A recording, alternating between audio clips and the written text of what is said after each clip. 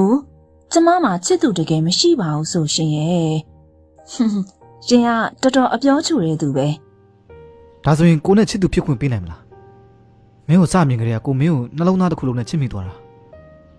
这妈ထွက်လာတာ这妈မိဘတွေတည်သွားရင်ရှင်တာဝန်ယူမှာလား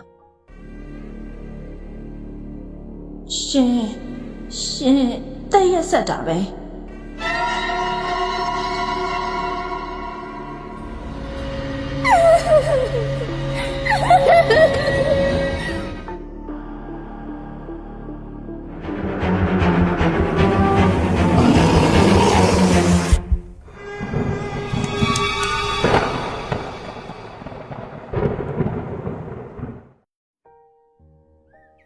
နွေရာသီအကုန်မှာဇော်မင်းဆိုတဲ့အမျိုးသားတယောက်ဆွေမျိုးတွေစီကိုတွားလဲရင်ချစ်သူရှာဖို့ဒီတိတ်ဆိတ်တဲ့ရွာလေးစီကိုရောက်လာခဲ့ပါတယ်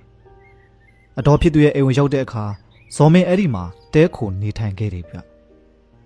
တညနေခင်းမှာဇော်မင်းရွာထဲမှာလမ်းလျှောက်နေချိန်လေပြေတစ်ချက်တိုက်ခတ်လာပြီးခြောက်သွတဲ့မျက်ရည်နှံကသူ့နှာခေါင်းထဲဝင်လာခဲ့ပါတယ်အဲ့ဒီအချိန်မှာမျက်နှာဖြူစင်ပြီးမျက်လုံးဝိုင်းဝိုင်းလေးနဲ့အမျိုးသမီးငယ်တအူးချင်းနှောင်းအောင်တဲပြီးချမ်းကနေပြန်လာခဲ့တာကိုဇော်မင်းတွေးလိုက်ရတယ်ဗျ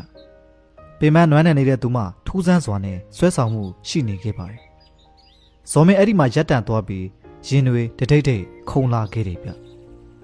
ဇော်မင်းသူမရဲ့အလှတရားအပေါ်ဆွဲလန်းသွားခဲ့တာကြောင့်သူမနောက်ကိုအဝေးကနေတိတ်တိတ်လေးလိုက်သွားဖို့ဆုံးဖြတ်လိုက်ပါတယ်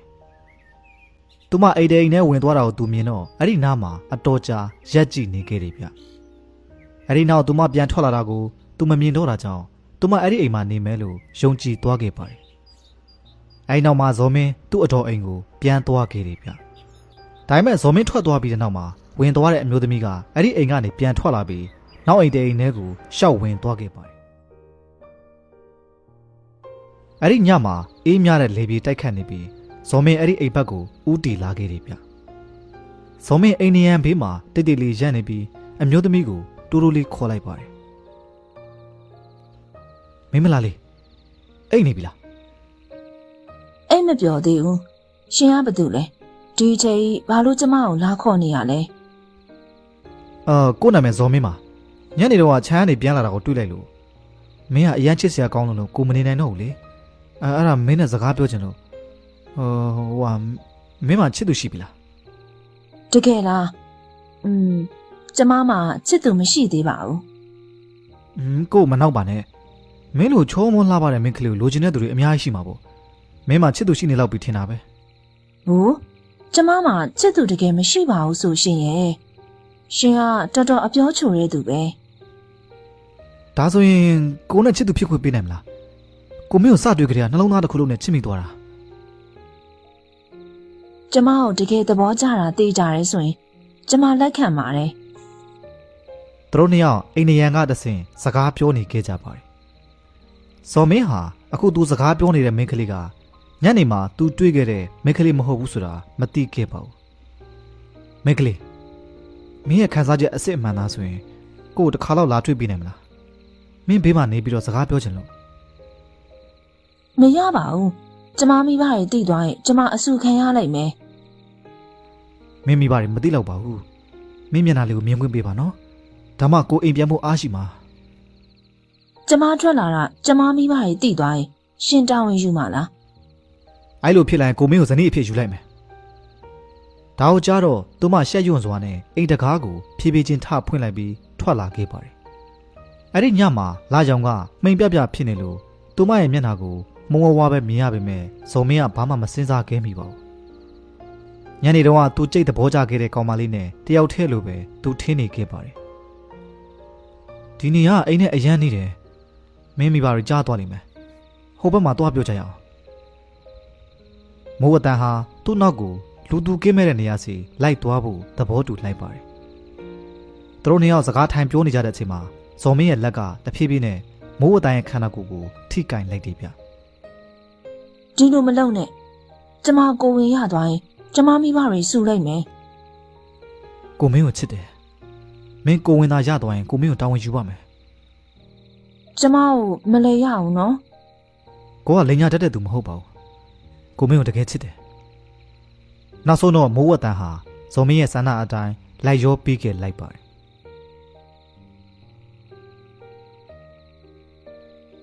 တို့နှစ်ယောက်အတူနေကြပြီးတဲ့နောက်မှာမိုးအတန်ကဇော်မင်းအပေါ်ပိုးပိုးပြီးချစ်လာခဲ့တယ်ဗျကျမကိုဒီလိုလုပ်ခဲ့ပြီးပြီဆိုတော့ကျမတခုခုဖြစ်သွားရင်ရှင်တာဝန်ယူရမယ်နော်မစိုးရင်ပါနဲ့မင်းကိုဝင်ရသွားရင်ကိုမင်းကိုတေချာပေါက်တာဝန်ယူမယ်နှစ်ယောက်သားနှုတ်ဆက်ပြီးတဲ့နောက်ဇော်မင်းထိုင်ကုန်ကနေထပြီးသူ့အတော်အိမ်ကိုပြန်သွားခဲ့ပါတယ်ခုနကသူနဲ့အတူအိတ်ခဲ့တဲ့မိန်းကလေးကအဲ့ဒီနေ့ညနေမှာစတွေ့ကလေးကသူဆွဲလန်းနေတဲ့မိန်းကလေးမဟုတ်ဘူးဆိုတာဇော်မင်းမသိခဲ့ပါဘူးဒုတိယညမှာလဲဇော်မင်းမိုးအတန်စီကိုထပ်လာခဲ့ပါတယ်နှစ်ယောက်သားအိမ်နေရန်ဘေးကနေမိမ့်ပြပြလာရောင်အောက်မှာစကားပြောနေကြတယ်ဗျညနေလာတဲ့အခါမိုးအတန်ရဲ့မိဘတွေအိပ်ပျော်နေကြတော့ပြီလို့ဇော်မင်းတွေးပြီးသူမကိုအပြင်မှာသူနဲ့ထပ်တွေ့ဖို့ချော့မော့ပြောဆိုခဲ့ပါတယ်ဒီတခါတော့မိုးအတန်ဘာမှမငြင်းပဲထွက်လာခဲ့တယ်ဗျနှစ်ယောက်သားအိမ်နဲ့မဝေးတဲ့တိတ်ဆိတ်တဲ့နေရာတစ်ခုစီကိုတွားခဲ့ကြပါတယ်ဇော်မင်းမိုးအတန်နားကိုဖြည်းဖြည်းချင်းချင်းကပ်လာခဲ့တယ်ဗျ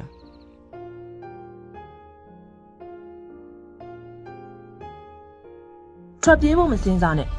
မိုးဝတန်ဘာလို့ဒီလိုရှက်စရာကောင်းတဲ့လောက်ရက်ကိုလောက်ရတာလဲရုတ်တရက်တိတ်ဆိတ်မှုကနေကျေလောင်တဲ့အော်တန်တစ်ခုထွက်ပေါ်လာခဲ့ပါတယ်နှစ်ယောက်သားလန့်သွားကြပြီးလှည့်ကြည့်လိုက်တော့မိုးအတန်ရဲ့မိဘတွေသူတို့အနောက်မှာရပ်နေတာကိုတွေးလိုက်ရတယ်ဗျကောင်းလေးမင်းလူကြီးမိဘတွေကိုဂယုမဆိုင်တာလားဒီအချိန်ကြီးမှာဘာလို့သူများသားသမီးကိုဒီလိုအခွင့်ကောင်းယူရတာလဲကျွန်တော်သူ့ကိုဘာမှမလုပ်ရသေးပါဘူးကျွန်တော်မင်းညင်းနေသေးရလားဟေးသူ့ကိုဒီလိုလုပ်ပြီးပြီဆိုတော့မင်းသူ့ကိုယူဖို့ခေါ်သွားရမယ်လူကြီးတွေဒီလိုပြောတဲ့အခါဇော်မင်းဘာလို့ရမှန်းမသိပဲရက်နေခဲ့ပါတယ်မိုးအတန်ကိုယ်တိုင်လည်းမျက်နှာပြက်ပြီးမျက်လုံးတွေတုံရင်နေခဲ့တယ်ဗျဒါဆိုကျွန်တော်နဲ့အတူလိုက်နေလေရပါတယ်နင့်ကိုနေသိရမယ်လေသူနဲ့အတူနေပြီးပြီဆိုတော့သူနဲ့လက်ထပ်လိုက်ငါနှစ်ခါမပြောရစီနဲ့ဇော်မင်းမိုးအတန်ကိုသူ့အတော်အိမ်ကိုပြန်ခေါ်သွားရောလွဲလို့တခြားနီလန်မတတ်နိုင်ခဲ့ပါဘူးဇော်မင်းအတော်အိမ်ရောက်တဲ့အခါမှာတကားကိုခဏခောက်လိုက်တော့သူ့အတော်နဲ့ဦးလေးကတကားထွက်ဖွင့်ပေးလိုက်ပါတယ်တကားဖြည်းဖြည်းချင်းပွင့်လာပြီးအိရှိရမိဘုံရဲ့အလင်းရောင်ဟာလင်းထွက်လာခဲ့တယ်ဗျဒါပေမဲ့မိုးအတန်ကခေါင်းငုံထားခဲ့တာကြောင့်သူတို့တွေကသူမရဲ့မျက်နှာကိုရှင်းရှင်းလင်းလင်းမမြင်ခဲ့ရပါဘူးဦးလေးအတော်ကျွန်တော်မှားသွားပြီ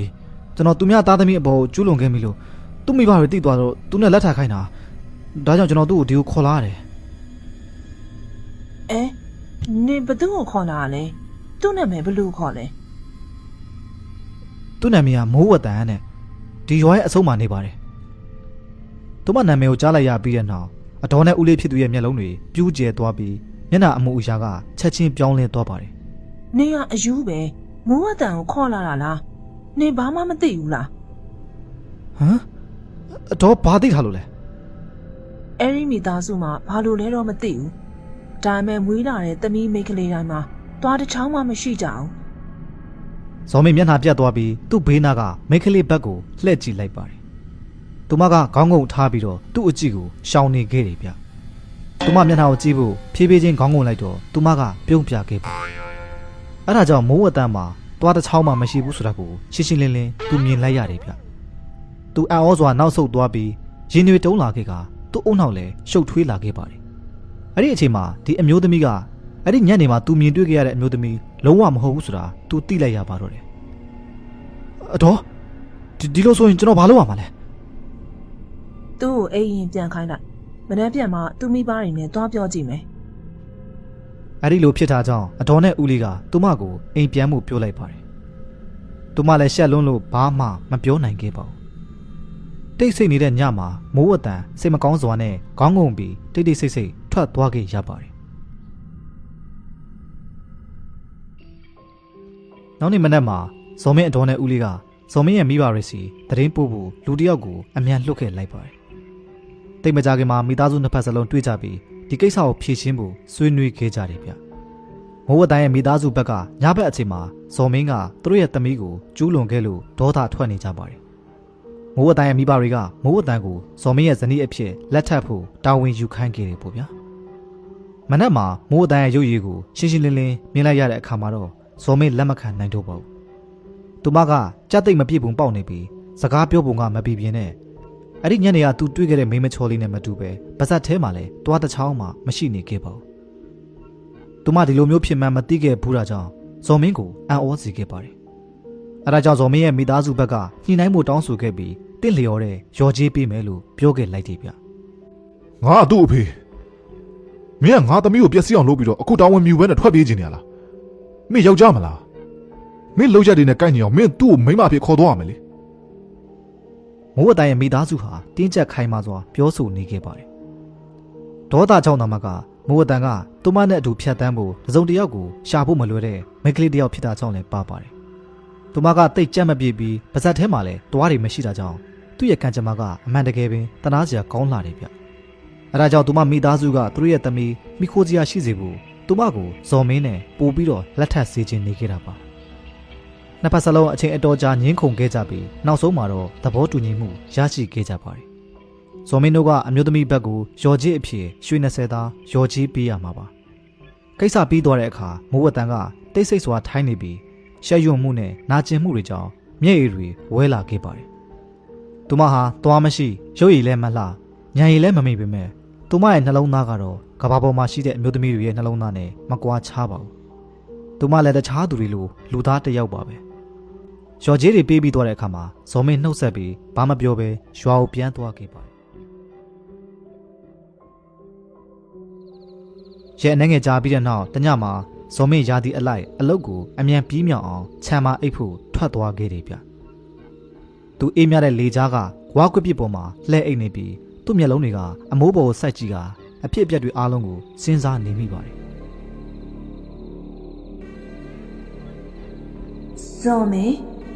ဇော်မင်း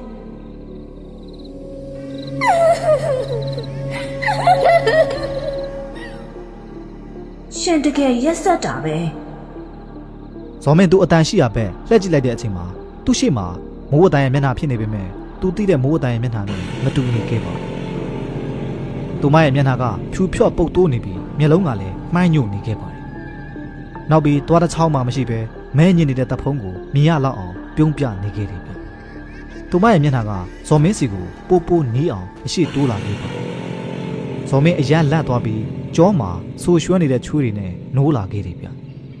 ဇော်မင်းထထိုင်လိုက်ပြီးဒါကအိမ်မက်တစ်ခုပဲဆိုတာသူသိပေမဲ့သူ့ရင်တွေတုံးနေခဲ့ပါတယ်နောက်နေ့မနက်မှာသူပစ္စည်းတွေသိမ်းပြီးအိမ်အမြန်ပြန်သွားခဲ့တယ်ဗျရောက်ရောက်ချင်းမှာသူ့ဆွေမျိုးတွေစီကတရင်စိုးကြားလိုက်ရပါတယ်ဘာလဲဆိုတော့မိုးဝတန်ကသူမရဲ့ရှက်ရွံ့မှုနဲ့နောင်နာရမှုကြောင့်သူမဘဝကိုအဆုံးသတ်လိုက်ပြီးဆိုတဲ့သတင်းပါ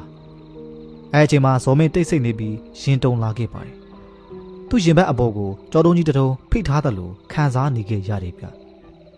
မင်းညကသူမက်ခက်တဲ့အိမ်မက်ကိုပြန်တွေးမိတော့ကြက်သိန်းတွေထလာခဲ့ပါတယ်ကြောက်ရွံ့မှုတွေကသူ့ခန္ဓာကိုယ်တစ်ခုလုံးကိုလွှမ်းခြုံသွားခဲ့တယ်ဗျ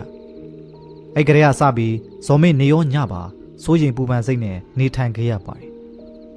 တညမှာဇော်မင်းအိမ်ထဲမှာတယောက်တည်းအိတ်နေခဲ့တယ်ဗျညရဲ့တိတ်ဆိတ်မှုကြားမှာပိုးကောင်လေးရဲ့အတန်ကတိုးတိုးလေးမြည်နေပြီးလေပြေတွေကတစ်ပင်ထိပ်တွေကိုညင်သားစွာတိုက်ခတ်နေခဲ့ပါတယ်ရုတ်တရက်သူ့အိမ်ပတ်လည်းမှာလမ်းလျှောက်နေတဲ့ခြေတံတွေကြားလိုက်ရတယ်ဗျအဲ့ဒီအတန်ကသူ့အိတ်ခမ်းနေရန်ဘေးမှာရုတ်တရက်ရပ်တန့်သွားခဲ့ပါတယ်ဇော်မင်းရှင်အိတ်နေပြီလားဘာတူလဲငါ့ကိုလာမနောက်နဲ့ထွက်သွားအဲ့အချိန်မှာမိုးဝတန်ရဲ့ဝိညာဉ်ကတကားကိုထုနေခဲ့ပါတယ်အခုချက်ချင်းရပ်လိုက်စမ်း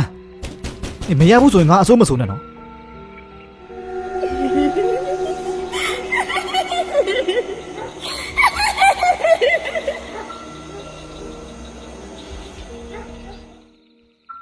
ဇော်မင်းဟာတယောက်ယောက်ကသူ့ကိုလာနောက်နေတဲ့ထင်ပြီးခေါင်းရံတံမီးကိုယူကာတကားဖွင့်ကြည့်လိုက်ပါတယ်သူဘာမှမတွေးတဲ့အတွက်သူအထက်ပြန်သွားပြီးပြန်လှည့်အိတ်နေလိုက်တယ်ဗျဒါပေမဲ့သူလှည့်ချလိုက်တာနဲ့ဂရင်ချီရင်ကနေစကားပြောတဲ့တူတူလေးမြည်လာခဲ့ပါတယ်ဇော်မင်းနင်တော်တော်ရက်ဆက်တာပဲငါနဲ့လက်ထပ်ဖို့သဘောတူပြီးတော့နင်ဟာအေးနင်လောက်ခဲ့တဲ့အရာကိုပေးဆက်ဖို့ငါနင့်ကိုခေါ်သွားမယ်ဇော်မို့လှည့်ကြည့်လိုက်တော့သူ့ကိုမျက်လုံးပြူးသွားစေခဲ့ပါတယ်ဂရင်ရဲ့အခြေရင်းမှာလူတစ်ယောက်ရပ်နေခဲ့တာဗျအဲ့လူမျက်နှာကမိုးအတိုင်းရဲ့မျက်နှာဖြစ်နေခဲ့ပါတယ်တွားတစ်ချောင်းမှမရှိပဲပြုံးပြနေတဲ့မျက်နှာကအလွန်ထိတ်လန့်စရာကောင်းနေခဲ့တယ်ဗျ သူထပြေးဖို့ကြိုးစားနေပေမဲ့တကူကူကသူ့ခန္ဓာကိုယ်ကိုဖိထားတယ်လို့ခံစားနေပြီးလက်လေးတစ်ချောင်းတောင်မှမလှုပ်နိုင်ခဲ့ပါဘူးမိုးဝတ်တိုင်းရဲ့ဝိညာဉ်ကသူ့စီကိုဖြည်းဖြည်းချင်းချင်းကပ်လာပြီးရုတ်တရက်သူ့လက်ဘင်းကိုပြင်းထန်စွာအားနဲ့ညှစ်ခဲ့လိုက်ပါဇော်မဲသေးလူနီးပါးရုန်းကန်နေရပြီးအကွဲနေတဲ့အတန်းနဲ့အော်ဟစ်အကူအညီတောင်းနေခဲ့တယ်ဗျအဲ့အချိန်အိမ်ရဲ့တစ်ဖက်ချမ်းမှာအိပ်ပြောနေတဲ့ဇော်မင်းရဲ့မိဘတွေကတစ်သားချမ်းပြင်လှုပ်တံကိုကြားလိုက်ရပါတယ်သူတို့နှစ်ယောက်ထပြီးသားဖြစ်သူရဲ့အခန်းထဲကိုအမြန်သွားခဲ့ကြပါတယ်သူတို့ဝင်သွားတော့သားဖြစ်သူကကိုအားနဲ့လဲပဲညှစ်နေတာကိုတွေးလိုက်ရတယ်ဗျသူမျက်နှာနေရဲပြီးအသက်ရှူကြက်နေတယ်လို့ဖြစ်နေခဲ့ပါတယ် မင်းဘာဖြစ်နေရလဲဟေ့ရက်လိုက်ဆန်းရောက် ဇော်မင်းဟာသူ့မိဘတွေကိုအသက်ရှူကြက်လျက်သူကြုံတွေ့ခဲ့ရတဲ့ကြောက်ရွံ့ထိတ်လန့်မှုဖြစ်ရကိုတုံရှိနေတဲ့အတန်နဲ့ဖြည်းဖြည်းချင်းပြောပြလိုက်ပါတယ်မနက်စောစောမှာဇော်မင်းရဲ့အဖေကအိမ်မအရင်စလိုထွက်ပြီးရွာမှာရှိတဲ့နတ်ဆရာရဲ့အိမ်ကိုဥတီသွားခဲ့တယ်ဗျအကြောင်းကတော့သူ့သားကိုခြောက်လှန့်နေတဲ့ဝိညာဉ်အကြောင်းကိုအကြံဉာဏ်တောင်းဖို့ပါသူတို့ခဏကြာဆွေးနွေးပြီးတဲ့နောက်ဇော်မင်းရဲ့အဖေဘာမှပြောတော့ပဲအိမ်ကိုပြန်လာခဲ့ပါတယ်အိမ်ပြန်ရောက်တာနဲ့သူမိဖို့ကြောင့်နဲ့အိုးမှာကန့်နေတဲ့ပြောင်မုံကိုအမြန်ယူပြီးဇော်မင်းရဲ့မျက်နှာတစ်ခုလုံးမှာတုတ်လိမ့်လိုက်တယ်ဗျနောက်ပြီးတော့ဝါချင်းအောင်ကောက်ယူပြီးကြောပေါ်ထမ်းလိုက်ပါတယ်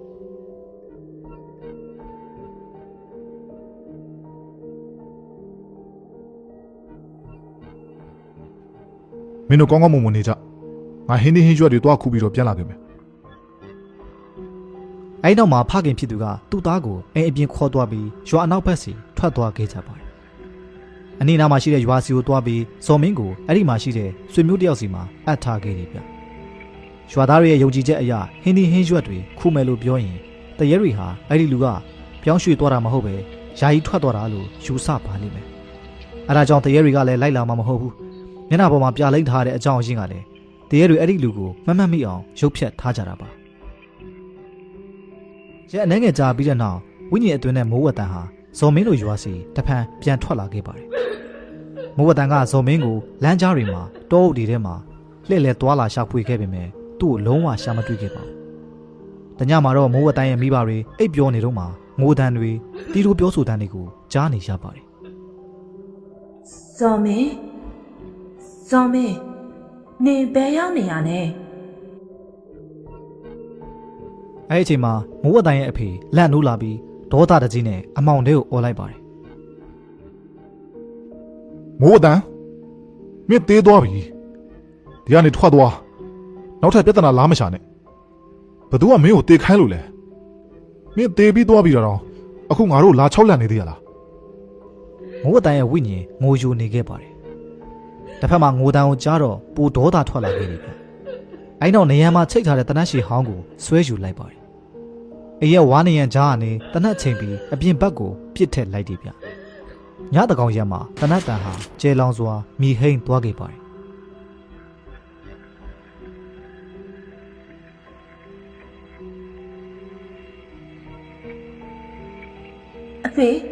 အမေရက်ဆက်လိုက်ကြတာမိုးတန်ရဲ့ဝိညာဉ်ကပြစ်တက်ခံရတယ်လို့တောအုပ်ထဲကိုထွက်ပြေးသွားတယ်လို့တဖြည်းဖြည်းချင်းအမောင်ထဲကိုပျောက်ကွယ်သွားခဲ့တယ်ဗျအဲ့ဒီညကလေးကမိုးဝတ်တန်ရဲ့ဝိညာဉ်ကိုဘယ်သူမှထပ်မတွေ့ရတော့ပါဘူး CKO မှာဖုန်းဖြစ်ရေးဆွဲနိုင်မဲ့ဒုတိယ animation ကာတွန်းတင်တန်းကိုစတင်ဖွင့်လှစ်လိုက်ပါပြီခင်ဗျာ software သွင်းပြီး animation အခြေခံမှစတင်ပြီးတော့အခုဗီဒီယိုမှာပါတဲ့ animation movie တွေကိုဆွဲနိုင်တဲ့အထိလေ့လာသင်ကြားရမှာဖြစ်ပါတယ်ဗျ social media မှာ animation story ဖန်တီးပြီးတော့ဝင်ငွေရှာလိုတဲ့သူတွေကာတွန်းနည်းပညာနဲ့မိမိရဲ့စိတ်ကူးရင်ကဘာကိုဖန်တီးလိုသူတွေဝါသနာအနေနဲ့ရောဝမ်းစာအနေနဲ့ရောလေ့လာလိုသူတွေ CKO ကဖန်တီးထားတဲ့ဗီဒီယိုတွေအတိုင်းစိတ်ဝင်စားဖန်တီးခြင်းသူများအတွက် CKO မှာ Yo-Yo Class နဲ့ Master Class ဆိုပြီးတော့သင်တန်းနှမျိုးဖွင့်ပေးထားပါပြီခင်ဗျာမိမိကျန်တဲ့တရားအတန်းအောင်ရွေးချယ်ဖို့ CKO မှာအတန်းအရင်နဲ့သိကျင်အောင်မေးလို့ရပါပြီနော် Facebook group Telegram channel ကနေ CKO team မှာ 2D animation manager ကိုယ်တိုင်ဗီဒီယိုသင်ခန်းစာတွေနဲ့သင်ကြားပေးမှာဖြစ်ပါတယ်သင်တန်းကြီးအနေနဲ့ကတော့အခု February လအတွင်းမှာအနံ့သူများအတွက် Yo-Yo Class 2သိန်းကျပ် Master Class 3သိန်းကျပ်နဲ့သင်ကြားပေးတော့မှာဖြစ်ပါတယ်ခင်ဗျာသင်တန်းသားအကန့်အသတ်ရှိသလိုသင်တန်းကြီးကလည်း February လကုန်တာနဲ့ပြောင်းလဲတော့မှာဖြစ်လို့အခုအချင်းအခုပဲအဲ့လိုရပါပြီခင်ဗျာ